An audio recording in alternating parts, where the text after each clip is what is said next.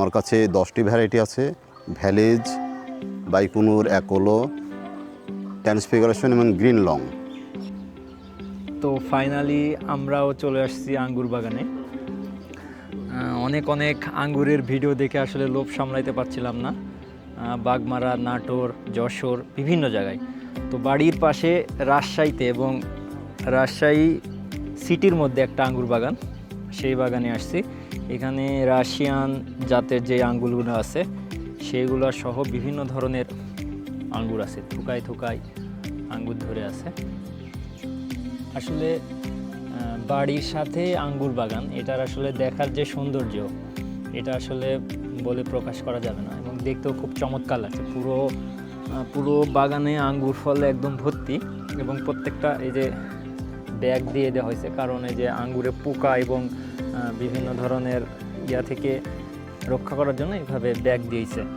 এবং প্রত্যেকটা মাশাআল্লাহ, আলহামদুলিল্লাহ, মানে বাংলাদেশের আবহাওয়া অনুযায়ী এখন আঙ্গুর ফল চাষ হচ্ছে, তবে রাজশাহীতে আমার দেখা এটাই প্রথম। এবং এটার যে কালারটা দেখেন, এবং রাজশাহী সিটির মধ্যে এবং প্রচুর পরিমাণে আঙ্গুর আছে। আপনি যদি খেয়াল করেন, দেখেন, তাহলে যে সাদা, নীল, সাদা, কালো ব্যাগ, এগুলা সব এখানে প্রায় 150 পিসের মতো গাছ আছে।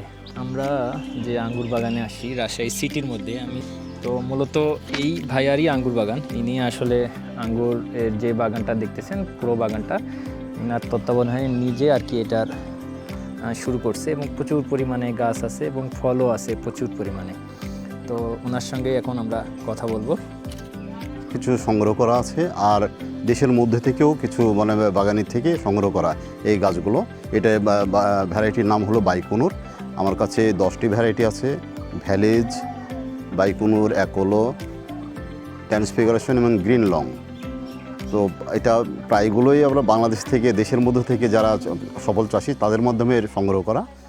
এটা শখের বশবর্তী ইউটিউব থেকে দেখে আমি এই চাষটা শুরু করি। দীর্ঘ করোনা পরবর্তীতে আমার ছাদ বাগান থেকে পরবর্তীতে ইউটিউব দেখতে দেখতে পরে যে আঙ্গুর চাষে পড়ে আঙ্গুর চাষ শুরু করি। গত 3 বছর হচ্ছে আমার এই আঙ্গুর চাষ সফলভাবে। পূর্বেও আমি আঙ্গুর নিয়ে কাজ করেছি।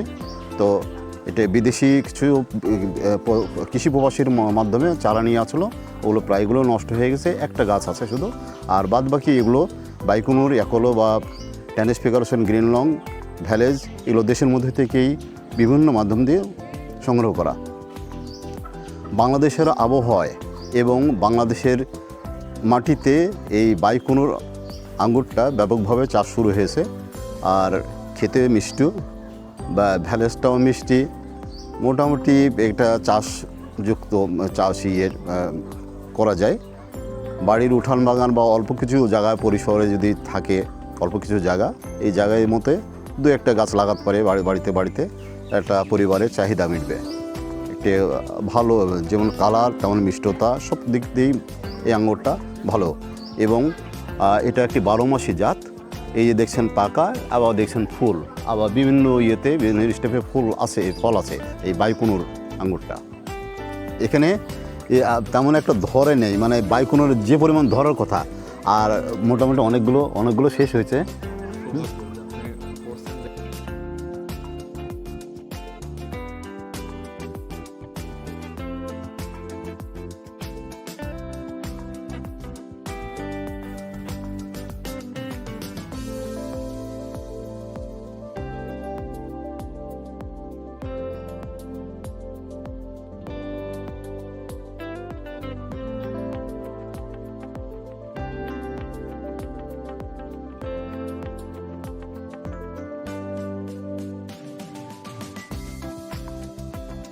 আসলে আঙ্গুর চাষের একটা সুবিধাও আছে রাজশাহীতে, কারণ আমি বলবো রাজশাহীতে যে পরিবেশ, যে আবহাওয়া, এই আবহাওয়া অনেক গরম থাকে, বিশেষ করে দুপুরবেলা বা এমনিতে টেম্পারেচার অনেক বেশি থাকে। তো বাড়ির উঠানে যদি আঙ্গুর বাগান থাকে, তাহলে এইটার যে পাতা অনেক সবুজ থাকে এবং এই সবুজের কারণে হিট বা তাপমাত্রা অনেক কম থাকবে। এবং এখানকার পরিবেশটা অনেক ঠান্ডা, যেহেতু বাগানের নিচে সবুজ পাতা, এখানে পরিবেশটাও অনেক ঠান্ডা। অনেকগুলো জাত দেখলাম, তার মধ্যে এটাই যে ছোট ছোট এটাকে বলছে জেসমিন, এটাও অনেক মিষ্টি, এটা অনেক মিষ্টি। এই জেসমিন এইগুলাতে এই যে ফ্লেভারটা আছে, এই ফ্লেভারটা একদম জেসমিন ফুলের মতো একটা স্মেল বের হচ্ছে এবং খেতেও খুব ভালো।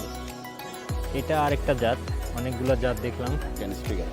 এটা হচ্ছে ট্রান্সফিগারেশন, এটাও দেখতে খুব চমৎকার, একদম রসালো। কেবল একটাই ধরছে, এটাতে নতুন গাছ, এটাতে একটাই ধরছে। এটা আসলে অনলাইন থেকে কিনা গাছটা, সেই গাছের এটা চারছে এবং এই গাছের বয়স প্রায় 3 বছর।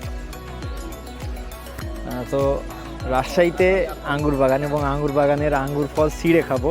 এই যে এটা দেখেন, এখান থেকে আমি একটা ছিঁড়তেছি এবং এই যে বিসমিল্লাহির রহমানির রহিম।